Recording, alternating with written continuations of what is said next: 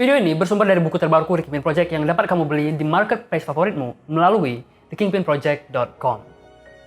Salah satu perdebatan yang paling umum di masyarakat adalah apakah Indonesia sekuler? Untuk menjawab pertanyaan ini sebenarnya tidaklah mudah dan membutuhkan elaborasi yang cukup panjang dan hanya bisa dipahami kalau kalian menonton hingga akhir dari video ini. Karena itu sebelumnya, apa itu sekularisme?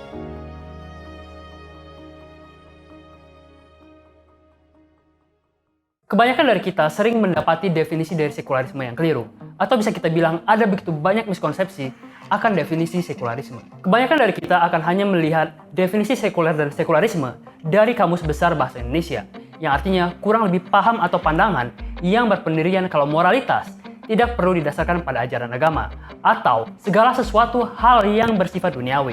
Definisi sekularisme ini tidaklah tepat, karena tidak memberikan gambaran yang jelas ketika kita membahas tentang apa yang dimaksud dengan sekularisme dalam negara sekuler. Karena itu, kita perlu menggunakan definisi lain yang lebih memberikan gambaran jelas tentang apa yang dimaksud dengan negara sekuler. Kriteria akan negara sekuler modern paling baik dan paling jelas didefinisikan oleh Jean Boboro dalam 3 kriteria, yaitu pertama, adanya pemisahan institusi agama dari institusi negara dan tidak didominasinya lingkungan politik dengan institusi agama.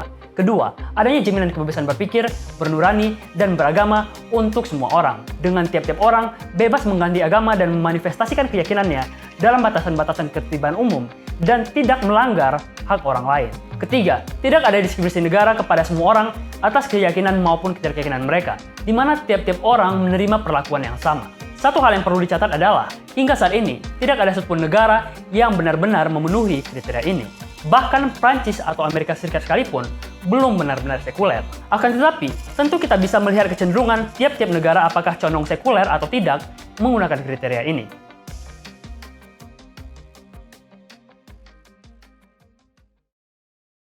Kalau kita membicarakan bentuk negara Indonesia, kita seringkali mendapati jawaban kalau Indonesia bukan negara sekuler maupun negara agama, tapi negara Pancasila. Seringkali kalau kita membicarakan negara Indonesia, kita akan mendapatkan kalau Indonesia bukan X dan juga bukan Y. Hal ini bahkan bisa kita lihat dalam putusan Mahkamah Konstitusi nomor 91 PUU 18 tahun 2020 yang menyatakan kalau prinsip negara hukum Indonesia menempatkan prinsip ketuhanan Yang Maha Esa sebagai prinsip utama, serta nilai-nilai agama yang melandasi gerak kehidupan bangsa dan negara, bukan yang memisahkan hubungan antara agama dan negara atau separation of state and religion, serta tidak semata-mata berpegang pada prinsip individualisme maupun prinsip komunalisme. Pernyataan Mahkamah Konstitusi yang menyebutkan Indonesia menempatkan prinsip ketuhanan Yang Maha Esa sebagai prinsip utama tidaklah keliru. Tapi pernyataan yang mengikutinya yang menyebut nilai-nilai agama melandasi gerak kehidupan bangsa dan negara tidak berdasar.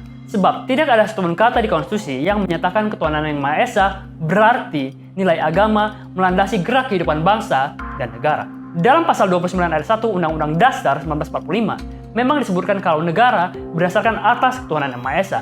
Namun, tidak ada penjelasan yang konkret atau kriteria-kriteria apa yang dimaksud dengan negara berdasar ketuhanan Yang Maha Esa. Bahkan, penjelasan dari pasal tersebut hanya menyebutkan ayat ini menyatakan kepercayaan bangsa Indonesia terhadap Tuhan Yang Maha Esa tanpa menjelaskan maksud apa-apa dari pasal ini. Kalau kita menggunakan kacamata norma hukum, kita juga dapat melihat pasal 29 ayat 1 Undang-Undang Dasar 1945 ini sulit untuk kita kategorikan sebagai kebot, suruhan, verboten larangan, maupun mohen, kebolehan. Karena itu, kita perlu melakukan interpretasi konstitusi menggunakan metode-metode hukum yang berlaku. Tidaknya, kita bisa menggunakan 2 metode penginterpretasian, yaitu interpretasi original intent dengan melihat tujuan asli ataupun hasbabun nuzul dengan menggunakan pendekatan historis, maupun metode penginterpretasian secara literal dengan melihat susunan gramatikal yang ada dalam konstitusi. Pada dasarnya Pancasila dan tiap-tiap silanya berada dalam alinea keempat preambul Undang-Undang Dasar 1945 yang diformulasikan oleh BPUPKI dan PPKI. Karena itu, kita perlu mencari tahu apa tujuan utama dari penciptaan preambul dan tiap-tiap sila yang ada dengan melihat risalah sidang BPUPKI-PPKI beserta dokumen-dokumen pendukungnya. Tapi, untuk melakukan penafsiran original intent ini, diperlukan kehati-hatian untuk benar-benar menggunakan sumber yang otentik demi memastikan akurasi interpretasinya. Risalah sidang BPUPKI yang asli merupakan notulen sidang yang dimiliki Abdul Ghaffar Pringgodikdo selaku Wakil Ketua Kantor Tata Usaha BPUPKI. Namun, sepanjang tahun 1959 hingga 1995, naskah yang populer dan ramai beredar bahkan hingga saat ini adalah risalah sidang yang disunting oleh Yamin dari meminjam salinan asli notulen sidang Pringgo Digdo. Risalah sidang yang disunting Yamin ini penuh rekayasa dan banyak bagian-bagian yang hilang dan tidak sesuai dengan dokumen Pringgo Digdo maupun kesaksian dari para pelaku sejarah, di antaranya dari Muhammad Hatta.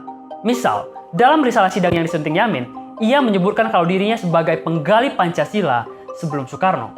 Sedangkan, berdasarkan keterangan dari Muhammad Hatta, pidato-pidato Yamin yang dimuat dalam bukunya tidak pernah dikemukakan dalam sidang resmi BPUPKI, melainkan hanya diutarakan di sebuah rapat panitia kecil pada masa reses atau masa istirahat, selesai sidang pertama tanggal 1 Juni 1945. Selain itu, tidak sedikit percakapan-percakapan dalam sidang BPUPKI atau PPKI yang disunting Yamin hingga memiliki atau menghasilkan arti yang berbeda. Pemalsuan sejarah oleh Yamin yang diamplifikasi oleh rezim Orde Baru ini baru diluruskan lewat risalah sidang BPUPKI PPKI edisi ketiga dan edisi keempat yang terbit pada tahun 1995 dan 1998 oleh Kementerian Sekretaris Negara dengan memperoleh naskah asli Pringgo Digdo yang dikembalikan oleh Algemene Archief di Den Haag dan Pura Mangkunegaran di Surakarta. Dari risalah sidang edisi keempat dan edisi kelima ini, kita bisa melacak lebih akurat apa yang dimaksud dengan Pancasila, terlebih apa yang dimaksud dengan negara berdasarkan ketuhanan yang Maha Esa. Dengan menelaah sidang BPUPKI dan PPKI ini, kita bisa melihat kalau Pancasila pertama kali digagas oleh Soekarno pada tanggal 1 Juli 1945 di sidang BPUPKI. Dalam sidang ini, Soekarno mengusulkan tentang pentingnya fondasi atau azas bernegara sebagai panduan. Dalam sidang ini pula lah, Soekarno mengusulkan akan sila ketuhanan yang berangkat dari kenyataan kalau mayoritas bangsa Indonesia adalah monoteis. Soekarno menyarankan agar negara Indonesia yang merdeka menjadi satu negara yang bertuhan tanpa egoisme agama dengan cara yang berkeadapan.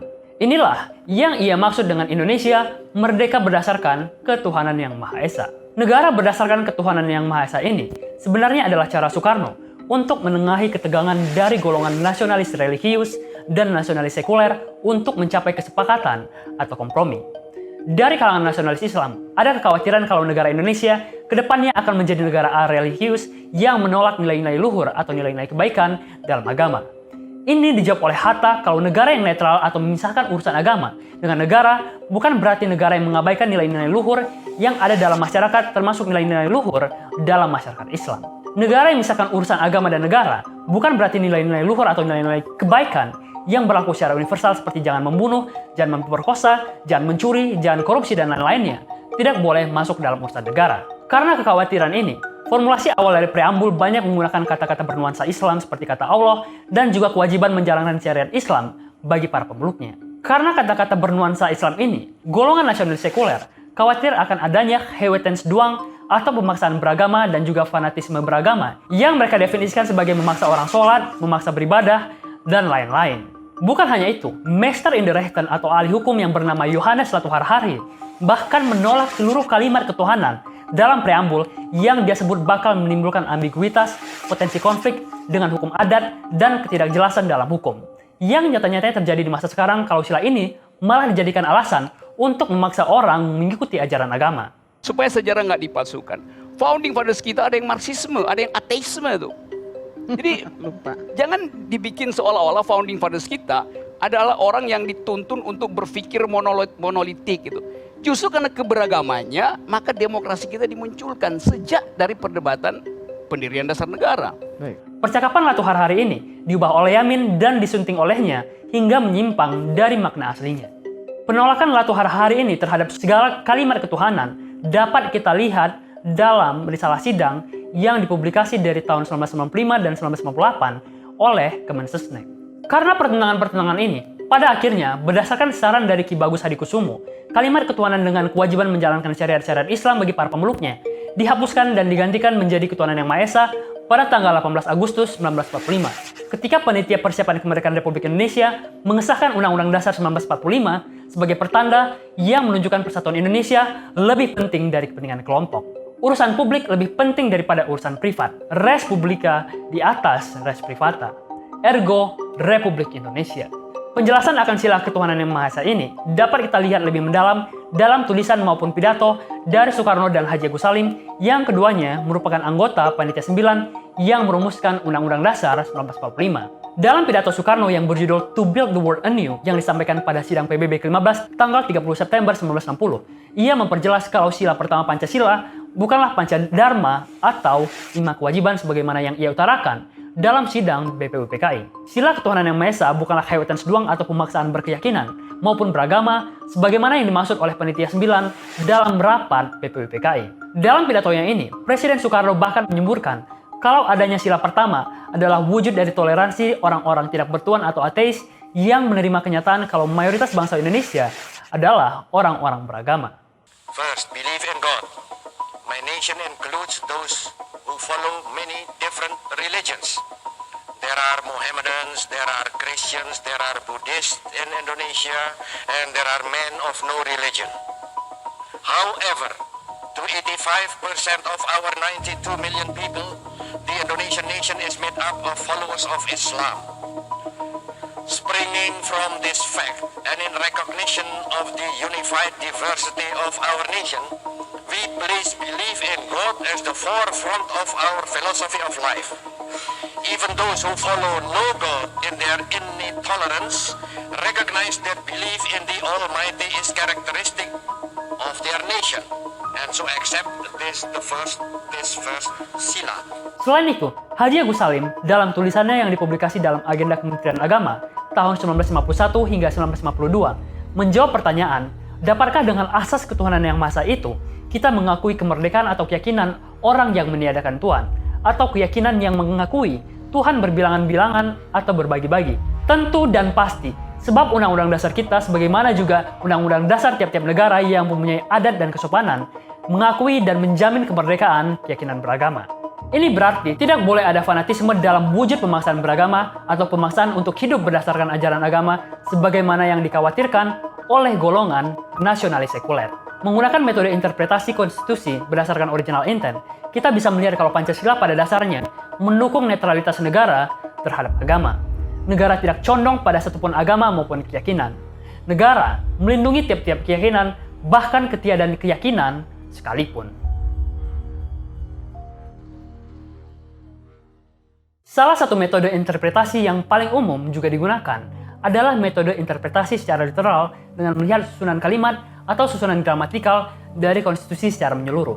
Dengan kata lain, kita harus memahami betul alinea keempat preambul Undang-Undang Dasar dalam logika verbal. Kalau kita melihat alinea keempat pembukaan konstitusi, kita bisa melihat kalau Pancasila merupakan dasar kedaulatan rakyat dalam negara Republik Indonesia. Adapun alinea terakhir pembukaan konstitusi dapat kita sederhanakan dalam logika verbal menjadi X membutuhkan Y, di mana X mencapai tujuan negara, membutuhkan Y disusunnya Undang-Undang Dasar yang menunjukkan Indonesia berbentuk republik yang berkedaulatan rakyat dengan berdasar pada Pancasila, yang juga ekuivalen dengan jika X maka Y, yaitu jika tercapai tujuan negara, maka telah disusun Undang-Undang Dasar yang menunjukkan Indonesia berbentuk republik yang berkedaulatan rakyat dengan berdasar pada Pancasila. Menggunakan logika verbal, kita mengetahui kalau X maka Y tidak ekuivalen dengan Y maka X, tapi ekuivalen dengan tidak Y maka tidak X. Dengan kata lain, alinea terakhir pembukaan konstitusi memperlihatkan pada kita kalau memfokuskan energi dengan menafsirkannya sebagai Y maka X adalah hal yang keliru. Karena itu, alinea terakhir ini pada hakikatnya menyebutkan kalau nilai-nilai Pancasila tercermin dalam tujuan negara, bukan dalam sila-silanya yang kabur atau multitafsir tersebut. Negara harus melindungi segenap dan seluruh tumpah darah Indonesia, mencerdaskan kehidupan umum, memajukan kesejahteraan umum, dan melaksanakan ketertiban dunia yang berdasarkan kemerdekaan, perdamaian abadi, dan keadilan sosial. Dengan melihat Pancasila yang menggunakan penafsiran original intent dan penafsiran literal yang melihat susunan gramatikal, kita bisa melihat kalau negara Pancasila sejatinya adalah sebuah kesepakatan yang dibuat oleh para pendiri kita agar negara tidak jatuh ke dalam ekstrem kanan maupun ekstrem kiri. Mereka tidak ingin ada pemaksaan beragama, baik melarang orang untuk melakukan ibadah sebagaimana yang terjadi dalam kebaikan negara komunis maupun mewajibkan orang-orang untuk mengikuti syariat atau ajaran agama. Negara netral dalam urusan agama. Dengan interpretasi ini pula, kita bisa melihat kalau negara Pancasila secara prinsipil memenuhi 2 dari 3 kriteria yang diungkapkan oleh Jiang Boboro, yakni menjamin kebebasan berpikir, bernurani, dan beragama untuk semua orang dengan tiap-tiap orang bebas mengganti agama dan memanifestasikan keyakinannya dalam batasan-batasan ketertiban umum dan tidak melanggar hak orang lain, serta tidak adanya diskriminasi negara kepada semua orang atas keyakinan maupun ketidakyakinan mereka, di mana tiap-tiap orang menerima perlakuan yang sama, meskipun dalam praktiknya diskriminasi ini masih dilanggengkan karena ongkos politik yang besar untuk memperbaiki kerusakan-kerusakan yang disebabkan politisi di masa lalu yang mempolitisir urusan agama. Padahal, bahkan kalau kita melihat awal-awal pendirian negara ini, usulan untuk mendirikan Kementerian Agama ditolak oleh 19 dari 27 anggota PPKI karena tidak sesuai dengan prinsip negara Pancasila. Di antaranya ditolak oleh Yohanes Latuhar Hari, Abdul Abbas, Iwas Kusuma Sumatri, dan Ki Hajar Dewantara. Meskipun demikian, hingga saat ini kita semua bisa melihat kalau lingkungan politik tidak didominasi oleh institusi agama, melainkan didominasi oleh institusi politik. Bukan hanya itu, partai politik yang mendominasi saat ini pun tidak berbasis agama, tapi berbasis paham kebangsaan. Dalam konstitusi yang berlaku saat ini, kita bisa melihat kalau amandemen kedua hingga keempat malah menjadikan negara Indonesia negara yang melanggar semangat anti-Haewetens Duang atau melanggar semangat anti pemaksaan beragama. Yang lebih absurd, pasal 28J Undang-Undang Dasar amandemen kedua yang masih berlaku hingga saat ini menyatakan kalau nilai-nilai agama bisa membatasi hak asasi orang lain. Bukan hanya itu, pasal 31 ayat 5 Undang-Undang Dasar amandemen keempat memasukkan nilai-nilai agama sebagai fondasi untuk memajukan ilmu pengetahuan dan teknologi yang padahal seharusnya merupakan ranah privat dan negara seharusnya netral untuk hal ini. Berbicara mengenai penyelewengan Pancasila, tentu tidak ada habisnya dan ini bisa dipahami karena Pancasila begitu kompleks dan memahaminya tidak cukup dengan menghafal. Bukan hanya kompleks, bahkan Orde Baru sempat merusak Pancasila menjadi alat propaganda yang berbahaya. Namun, jauh sebelum ini semua terjadi, Yohanes Latuhar Hari telah mengingatkan bahaya anasir religiositas yang multitafsir ini. Aku rasa itu saja untuk videoku kali ini. Video ini bersumber dari buku terbaruku yang berjudul The Kimin Project, yang baru saja dirilis awal tahun ini dan dapat kalian beli di marketplace favorit kalian melalui thekiminproject.com. My name is Vincent Ricardo and as always, thanks for watching.